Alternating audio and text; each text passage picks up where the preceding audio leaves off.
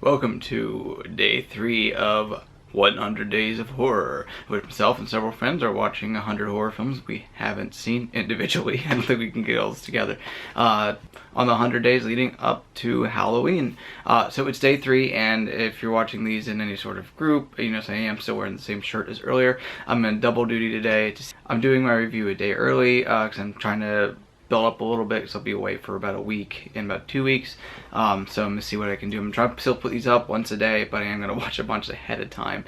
Is it cheating? I don't know. Who cares? Kim's game. Well, I'm changing the rules as I need it. So movie number 3. Today's film is from 1957, so there's 2 different titles, both Night and Curse of the Demon. Same ending but different beginnings there, depending on if you're in the UK or the United States and what release you're looking at. In the UK it was known as Night of the Demon, and then when it came over to the United States they cut 15 minutes out of it, renamed it Curse of the Demon, put it out. So thus this disc says double feature, but it's kind of a misnomer because it's the same movie in 2 different cuts. That's not really a double feature. I was excited when I picked it up from the library. I'm like, oh, is there a sequel I didn't know about? And found out, no, it's the same movie twice. It was directed by Jacques Tournier for Val Lewton in the 1940s. I Walk the Zombie and Cat with People, both of which were made with incredible restraint. And so is this, for the most part, besides our little demon here, which actually Jacques had nothing to do with. It's a fun little bit of trivia for the movie. You've seen this demon before, popping up in books and other photos and reference stuff, and I'll put a picture of it right there if this works. Ooh. Which it's featured at the beginning and the end of the movie, which is something that was added by the second screenwriter.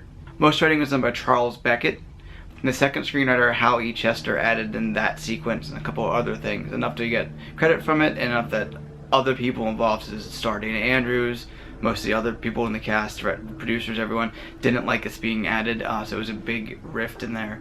Oddly enough, that wasn't what was changed in the cut. The information's online of where the cuts are, so I had not to watch both versions. I thought about it for a minute, I just watched the one. And it's based upon Casting of the Runes, a short story from M.R. James. M.R. James being a short story writer from the early half of the century who wrote a lot of folk horror based things, such as Whistle and I'll Come to You, My Lad, and a couple other different stories. We'll talk about him a little bit on the upcoming podcast, as I mentioned last time, of folk horror. That's what I watched this for too. It's listed under folk horror because of James, and this has to do with witchcraft and magic and things like that, so it does fall into that to a certain degree. The plot finds Dana Andrews, who is a psychologist who comes from the United States over to Britain to attend a conference on calling out magic and hypnosis and other things as a bunch of crap, when he meets the daughter of another person supposed to be there who was just killed by the demon in the opening sequence. It turns out the dead father believes he was cursed by a local magician who has a look of Anton LaVey, but I think is a little bit of that, the goatee, who claims everything is real. He has a copy of a book that Dana Andrews is looking for, and it becomes this little cat and mouse game of this weird stuff's going on, and Andrews is trying to figure out what's real and what's fake. And I'm going to spoil it for you, where it turns out it is real, which is really cool. I expected, as certain things are happening, people are starting to see certain things, like, okay, this is revealed to be a mechanical monster, this is revealed to be this, but we never get that reveal. So the magic is real in this, which is a real surprise in 1957. So we don't Scooby-Doo our way out. I really loved the ending. I love the setup. I like the back and forth they had going on.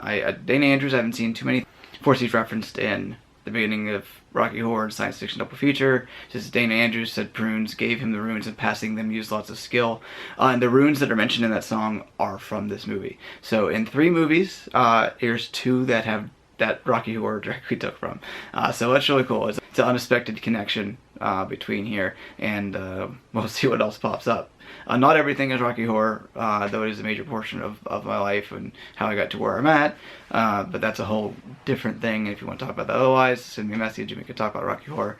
But this movie is a lot of fun of watching as everything unfolds and everything comes together and subverting my expectations. I know I kind of spoiled it for you, but it's a 60-year-old movie, and if I came into this spoiled, I wouldn't be upset about it.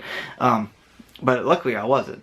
I'm really glad to fill in this hole of seeing this monster forever, seeing it. It's a goofy looking monster movie. They asked Harryhausen, but he was busy, so they got someone else.